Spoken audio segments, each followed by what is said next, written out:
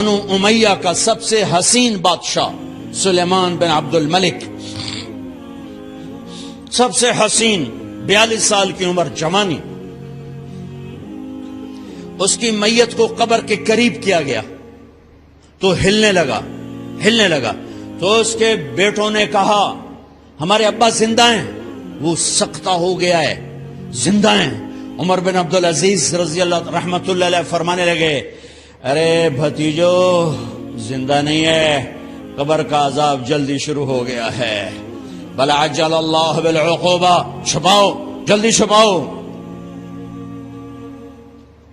عمر بن عبدالعزیز جس تخت پر بیٹھے اس پر سلیمان تھا، اس پر ولید تھا، اس پر عبد الملک تھا، ان تینوں نے اپنے من کو راضی کیا، عمر بن عبدالعزیز نے اپنے رب کو راضی کیا۔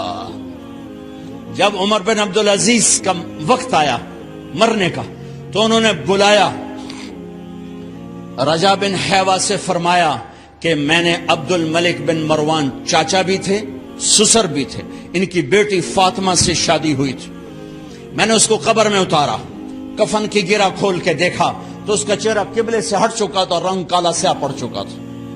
عبد الملک بن مروان گورا چٹا تھا، یہ جگہ سرخ تھی، کالا۔ پھر میں نے ولید کو قبر میں اتارا، اس کا بیٹا 10 سال حکومت کی، اس نے 21 سال حکومت کی، اس نے 10 سال کی، ولید بن عبد الملک۔ میں نے اس کے کفن کی گرہ کو کھول کے دیکھا تو اس کا رنگ سیاہ ہو چکا تھا اور قبلہ کی طرف سے چہرہ پھر چکا تھا۔ پھر اس سلیمان کا واقعہ تو ابھی سنایا، پھر اس سلیمان کو قبر میں اتارا اور اس کے کفن کی گرہ کو کھول کے دیکھا تو اس کا چہرہ قبلے سے ہٹ چکا تھا۔ اب میں جا رہا ہوں، مجھے دیکھنا۔ پہلے تینوں نے حکومت کی پوجا کی اور عمر بن عبدالعزیز نے اپنے اللہ کی پوجا کی۔ انہوں نے ایک بڑا عجیب خطبہ دیا جب خلیفہ بنے، اے لوگو، بچپن میں شعر و شاعری کا شوق تھا تو میں شاعر بنا، تھوڑا سا اٹھان ہوئی تو علم کا شوق لگا، میں نے علم حاصل کیا، جوان ہوا تو فاطمہ بنت عبد الملک سے عشق ہوا، میں نے اس سے شادی کی، اب اللہ نے مجھے حکومت دے دی ہے، اب تم دیکھو کہ میں اس سے اپنے اللہ کو راضی کروں گا۔ ہمارے حکمران تو ووٹ سے آتے ہیں اور چلے جاتے ہیں 4-5 سال کے بعد، ان کی وراثت میں حکومت آ رہی ہے اور 3 بر اعظم پر حکومت ہے، اور ایسا روب دبدبہ ہے بنو امیہ کا، کوئی ان کے سامنے سر نہیں اٹھا سکتا، اور یہ بندہ 2 سال 2 مہینے 3 بر اعظم میں زکوٰۃ لینے والا کوئی نہ بچا، 3 بر اعظم میں سوال کرنے والا کوئی نہ بچا، 3 بر اعظم میں ظالم کوئی نہ بچا، 3 بر اعظم میں مظلوم کوئی نہ بچا، لیکن خود کیسا رہا؟ گھر آئے، فاطمہ بڑے اچھے دن گزرے ہیں، اب امتحان ہے، میں تیرا حق نہیں ادا کر سکوں گا، طلاق لینی ہے میں حاضر ہوں، ساتھ دینا ہے تو میرے اپنے حق معاف کرو، اپنے حق معاف کرو۔ فاطمہ جیسی عورت انسانی تاریخ میں کوئی نہیں آئی، سیاسی لحاظ سے، سیاسی، دادا مروان بادشاہ، باپ عبد الملک بادشاہ، بھائی ولید بادشاہ، دوسرا بھائی سلیمان بادشاہ، تیسرا بھائی ہشام بادشاہ، چوتھا بھائی یزید بادشاہ، اور اپنا خامند بادشاہ، 7 نسبتوں سے یہ عورت شہزادی ہے۔ کائنات انسانی تاریخ میں اتنی بڑی عورت کوئی نہیں آئی، سیاسی۔ فاطمہ کہنے لگیں عمر، میں نے سکھ کے دن تیرے ساتھ گزارے ہیں، دکھ میں تجھے چھوڑ کے نہیں جاؤں گی، جو میں نے اپنے سارے حق معاف کیے۔ پھر حضرت عمر بن عبدالعزیز کی راتیں اور دن کیسے گزرے؟ فاطمہ بنت عبد الملک فرماتی ہیں 2 سال 2 مہینے میں وہ میرے بستر پر میرے ساتھ نہیں لیٹے، انہیں غسل کی ضرورت نہیں پیش آئی، مصلے پہ بیٹھتے اور روتے روتے روتے وہیں سو جاتے اور روتے روتے وہیں سے اٹھتے، پر 3 بر اعظم میں ظالم کوئی نہ بچا، مظلوم کوئی نہ بچا، زکوٰۃ لینے والا کوئی نہ بچا، بھکاری بھیک مانگنے والا کوئی نہ بچا، 3 بر اعظم کو ایسے صاف کر دیا۔ یہ فیصلہ آباد بھی ان کی حکومت میں شامل تھا، چونکہ ملتان وہ بمبئی تک اور ملتان دیپال پور تک یہ سارا علاقہ ملتان میں آتا ہے، اور محمد بن قاسم نے ملتان فتح کیا ولید کے زمانے میں۔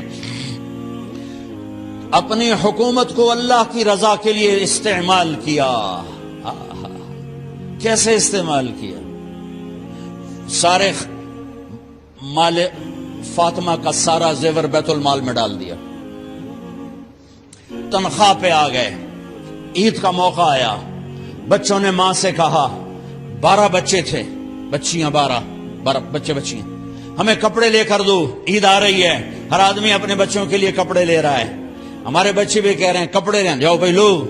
فاطمہ کے پاس عمر 3 بر اعظم کے بادشاہ کے بچے آ رہے ہیں، ماں جی عید آ رہی، کپڑے تو لے دیں، ابا سے کہیں کہ ابا سے بات کرتی ہوں۔ ابا تشریف لائے، خزانے لبالب بھرے ہوئے ہیں گندم کے ڈھیر کی طرح، کہ امیر المومنین بچے کپڑے مانگ رہے ہیں۔ فاطمہ میرے پاس تو پیسے نہیں، میں کہاں سے کپڑے لے کر دوں، میرے پاس تو پیسے کوئی نہیں۔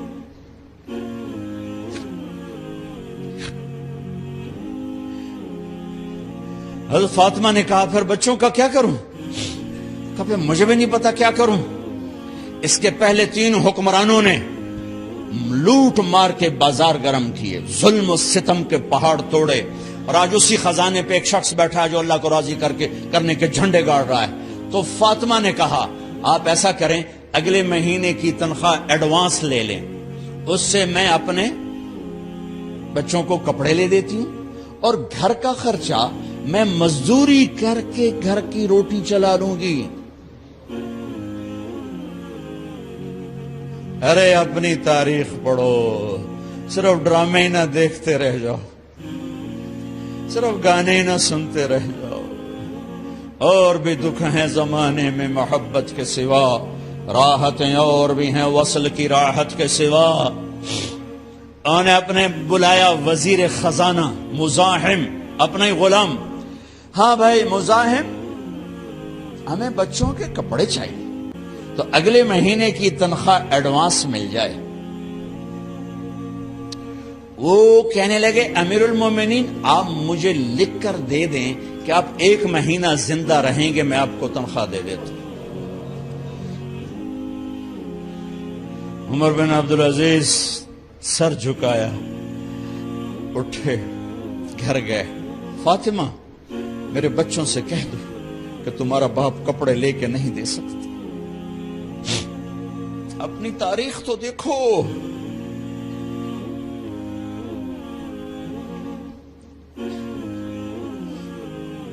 عید کا دن آ گیا،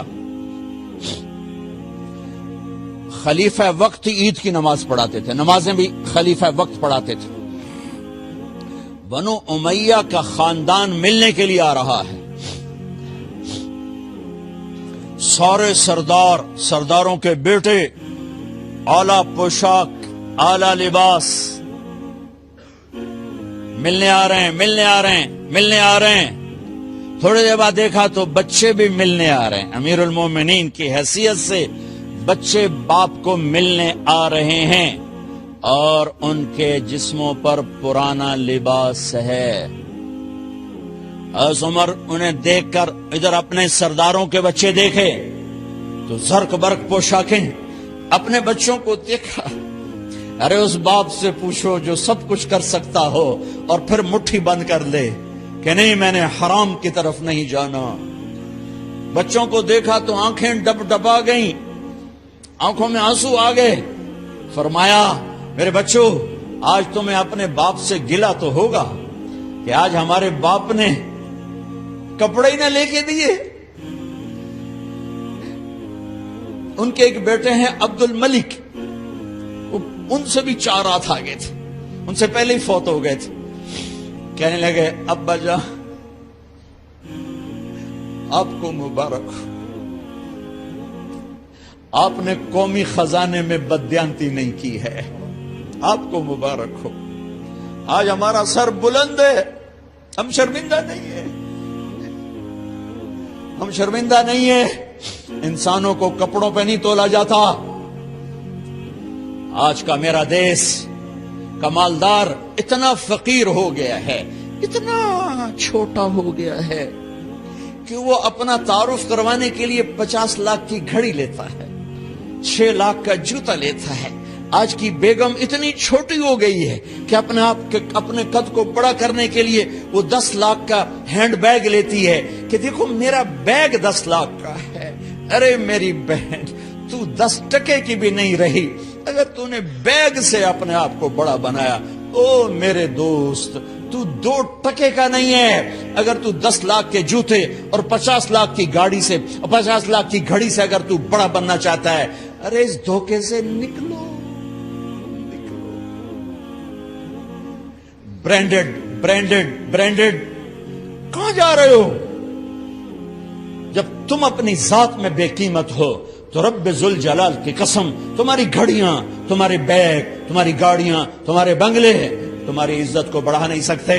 ابا جان، آج ہمارا ساڈا ایتھے سر آ گیا، سانو آج ساڈی عید ہو گئی کہ ساڈے ابے آج خیانت نہیں کی تھی۔ آج ہم خوشی سے بلند ہیں کہ ہمارے باپ نے بددیانتی نہیں کی۔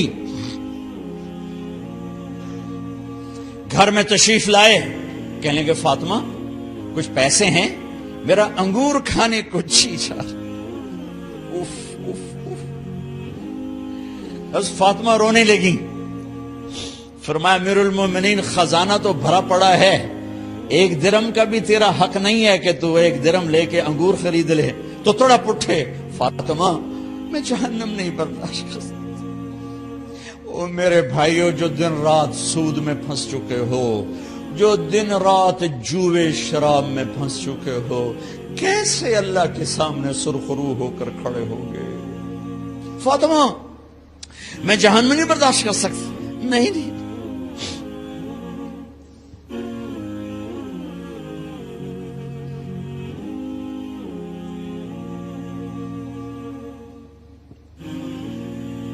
ایک رات گھر میں تشریف لائے، بچیاں، بیٹیاں،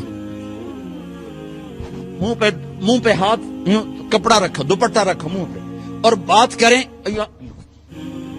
آپ نے پوچھا ارے کیا ہوا تمہیں، یہ منہ پہ کپڑا کیوں رکھتی ہو؟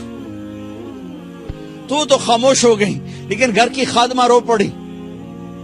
کہا امیر المومنین، آج آپ کی بیٹیوں نے کچا پیاز توڑ کے اس سے روٹی کھائی، سالن کوئی، ارے مسری دی دال ہی کوئی نہیں ہے، پیاز، کچے پیاز نہ روٹی۔ آج تا ساڈا مزدور جڑا کوئی نہ کوئی چٹنی بنا بند ہے، 3 بر اعظم دے بادشاہ دیاں دھیاں کچے وصلہ نہ روٹی بیٹھیاں کھاندیاں۔ اور میرے آج کا تاجر کہتا ہے جھوٹ نہ بولوں تو کاروبار کیسے، میرا افسر کہتا ہے رشوت نہ لوں تو گزارا کیسے کروں۔ تو عمر بن عبدالعزیز پھس پہ ہچکیوں کے ساتھ روئے کہ میری بچیوں، میں تمہیں بڑے اچھے کھانے کھلا سکتا ہوں اور میں جہنم کی آگ برداشت نہیں کر سکتا۔ بھائیو، اس بندے نے اپنے آپ کو ذبح کر دی، اللہ کو راضی کرنے کے لیے ذبح کر دی، اپنے ذات کو، اپنے جذبات کو، اپنے احساسات کو۔ جب گورنر ہوتے تھے نا تو حضرت فاطمہ کی ایک باندی تھی، ان سے انہیں عشق ہو گیا، تو اپنی بیگم سے کہتے یہ باندی مجھے گفٹ کر دو، وہ کہتی میں نہیں کرتی۔ جب یہ خلیفہ بنے کئی دفعہ ان سے کہتے مجھے ہدیہ کر دو، مجھے دے دو، وہ کہتے میں نہیں دیتی۔ جب یہ خلیفہ بنے تو ان کی بیگم نے اس باندی کو نہلایا، خوبصورت زیورات سے سجایا، عالی شان میک اپ کیا اور اس کا ہاتھ پکڑ کے لائی، امیر المومنین یہ آپ کی خدمت میں گفٹ ہے۔